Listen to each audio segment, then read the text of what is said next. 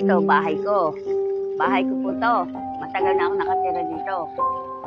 Bago kami mag-asawa, dito na kami. Dito lahat ng anak ko, dito ko inanak. Matagal na po kami nakatira dito.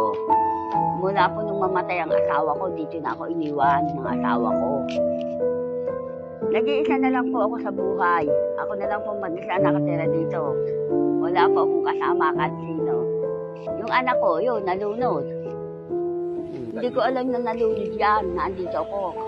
Kasi alam ko, nagiinom sila. Yung mga ano niya, tropa.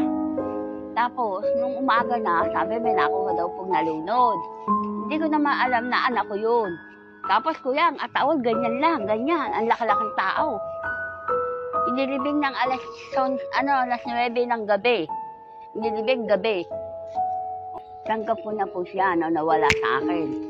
Tapos, kaso lang, iyak lang po ako ng iyak gabi-gabi. Iyak ako ng iyak. Halos maloka-loka ako sa pag-iyak. Tapos, yung mga hindi ko ako makakain talaga, lagi ko siyang naalaala. Minsan na ganun pa yun, na ganun. Sabi ko, Toy, huwag ka nang pumatok. Kung gusto mo, pumasok ka. Sabi ko gano'n. Hindi ako takot sa'yo. Sabi ko gano'n. Kaso, hindi ko din po makalimutan kahit hanggang ngayon. Ako yung pinsan nung taong nalunod nung time na nagkaroon ng pandemic dito. Ang istorya noon, nagkaroon ng happenings, yung mga magkakamag-anak, kaming magpipinsan. Yun, nakipag-inuman siya dun una sa kabila, sa taas. Then, noong time na yun, oo, totoo, lasing na talaga siya noon. Tapos lumipat pa po siya dun sa pwesto naman namin.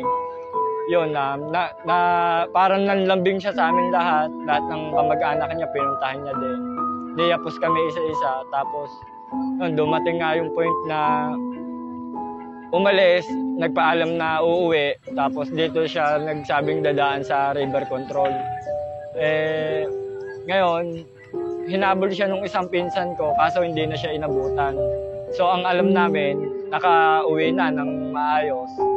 Hanggang sa kinabukasan, yun nga, may mga tao na nagkahagulo na meron daw nakitang tao na lumulutang sa ilog. May nagkagulo na, siyempre, isa din kami sa naka-isyoso, tumingin.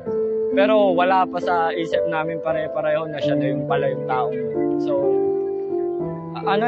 umaga pa lang nakita na siya eh. Nung nalaman namin siya yon, nung dinala na siya dito sa kabila sa tawiran ng bangka, nung itinalikod, yun nga, siya na pala yung taong nalunod. Hinintay namin na may dumating pa na soko. Inabot siya actually, umaga pa lang nakababad na siya sa tubig hanggang alas 5 ng hapon. Kasi ayaw nga pong ipadampot kay dadating daw po yung soko. Ang nangyari, dumating po si soko, tapos maya-maya ito na po yung sumunod na may dala na pong kabaong. Pinasama pa ng loob namin din noon na pinagkasya lang po siya dun sa kabaong na nakabaluktot yung dalawang paa, hindi po naisara ng maayos yung kabaong. Tapos yun nga, hindi na siya ibinurol, diretso din. Wala na rin po kaming nagawa. Kasi yung si Kupal, may 6 flat siya eh. Parang yung gamit lang na kabaong sa kanya, parang mga pang 5'6" na height eh. Kaya yun, ang nangyari, pinagsaksakan siya dun sa kabaong, nakabaluktot yung dalawang tuhod. Kaya kumbaga, patay na yung tao, hindi pa nabigyan ng maayos na libing. Nakakuha siya ng nakakita siya ng 7 AM ng umaga. Hanggang sa, yun nga, kahintay sa soko, tsaka dun sa titingin. Inabot po kami ng alas 5, dun sa ilog. Sa ilog din po nakababad yung katawan ng pinsan po namin.